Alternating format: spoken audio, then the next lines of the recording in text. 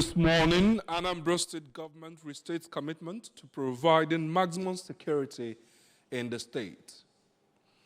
Governor Soludo receives award for good governance, integrity in service.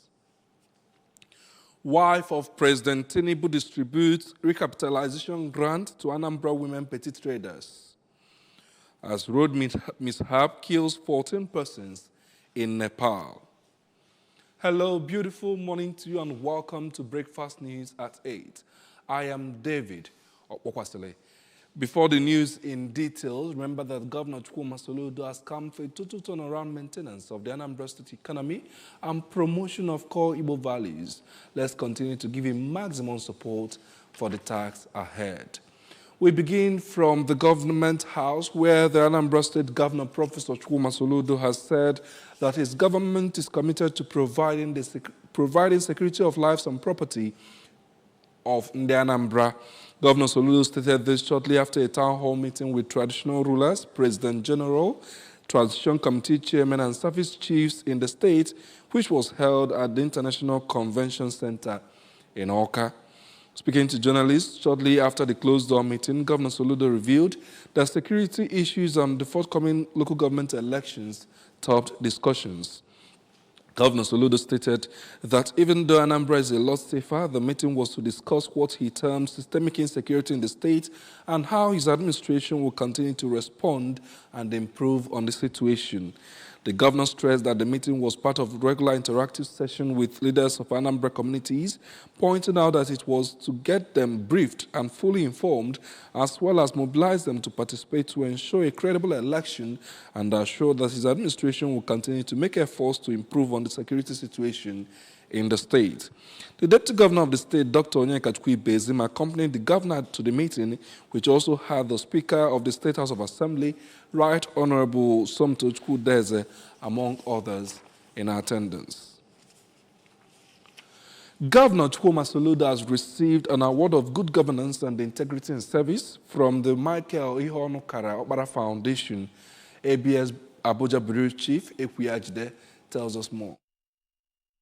Alongside other notable Nigerians was given at the 2024 Michael Okpara Leadership Lectures and Awards in Abuja in recognition of the governor's visionary leadership, exemplary performance, and widespread developmental strides and programs in human capital development, education, infrastructure, agriculture, and inclusive administration since assumption of office. The governor, represented by his Commissioner for Agriculture, Dr. Foster Ihejofo, appreciated the organizers for recognizing his efforts in bringing democracy dividends to the grassroots. He said with the dwindling finances, over 74% of communities in the state have benefited from one or more projects of the state government. It's happening across the 326 wards in Anambra State as I speak.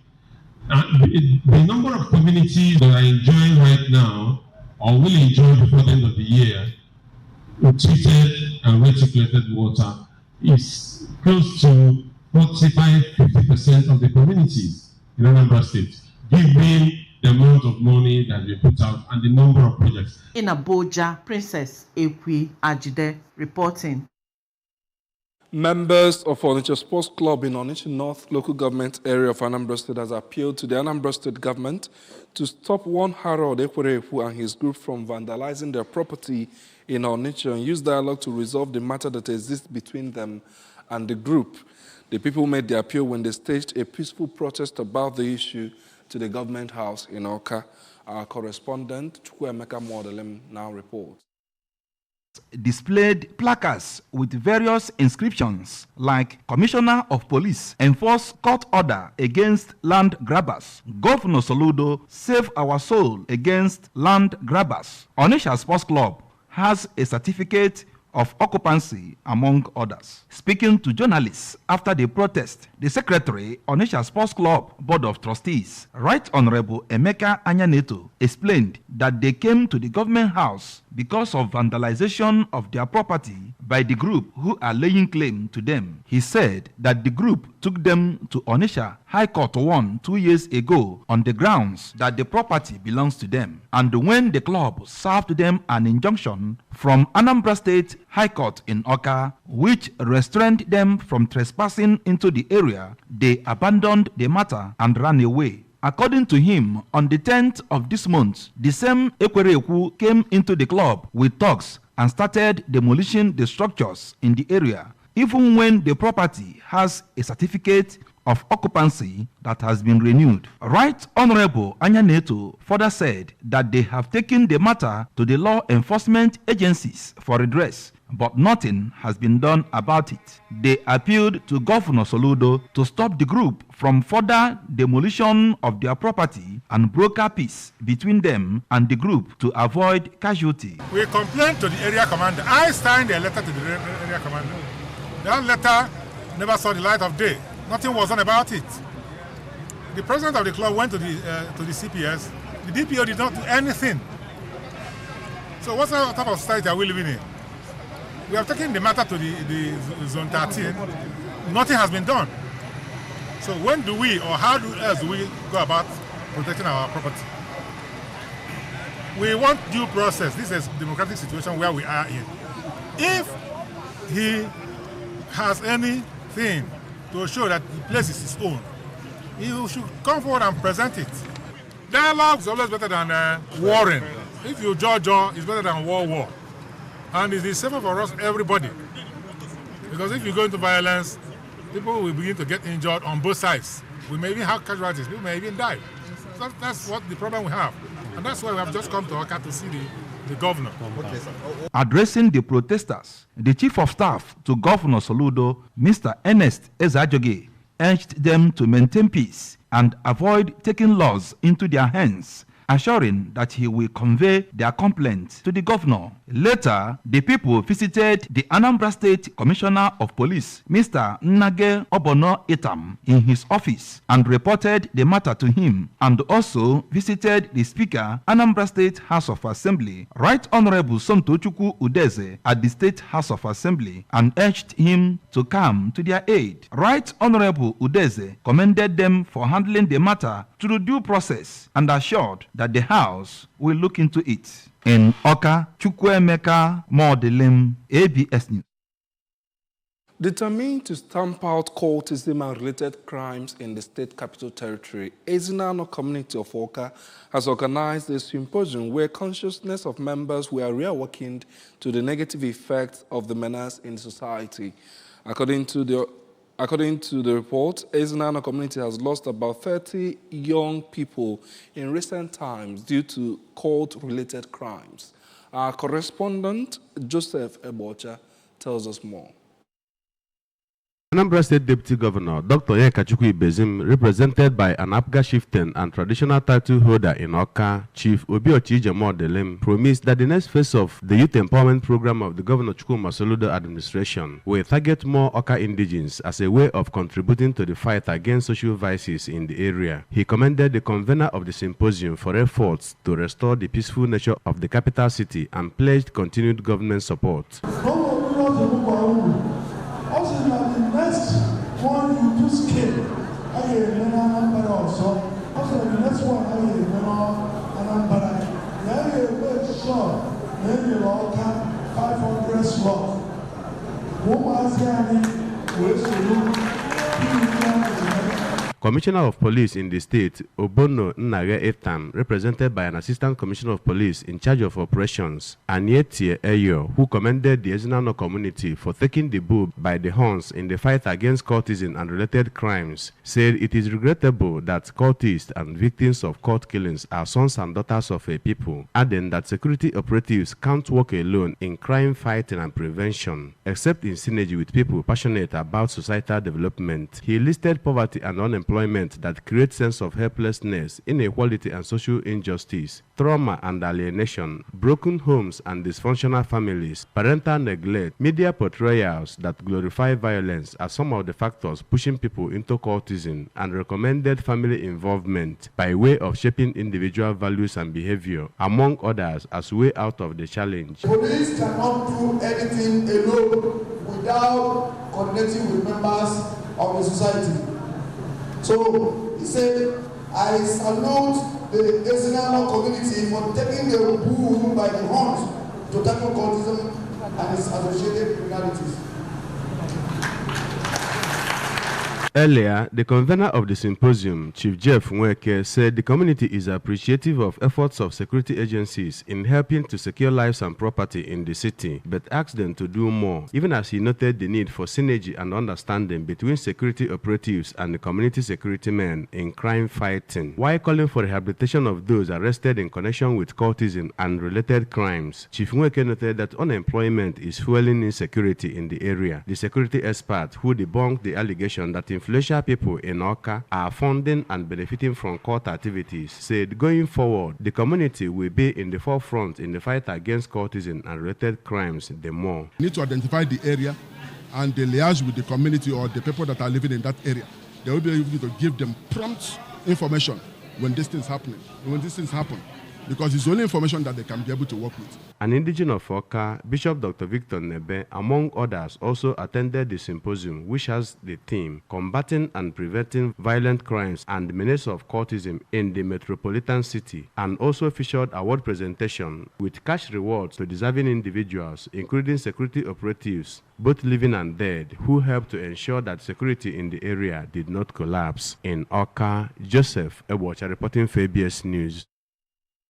As part of its Students' Week celebration, the President, Student Union Government, Nwafori's College of Education on Nsugbe, Noken, Comrade Kingsley Angusi, has awarded scholarships to deserving students of the college. The move by the SUG President has also inspired the school management and some other individuals, including the CEO of Edison Global Properties Limited, Mr. Eji Kendukife, to award additional scholarships to more students. We bring you the report. Addressing the students, the Provost, Nwafori's College of Education in Nsugbe, Dr. Justina Anyadiegu, encouraged the students to explore their passion, develop their talents, pursue their dreams with determination, and also key into state government initiatives targeted at students and youth. She seized the medium to commend the state governor, Professor Chukwuma Soludo, for his giant strides in the education sector and youth welfare.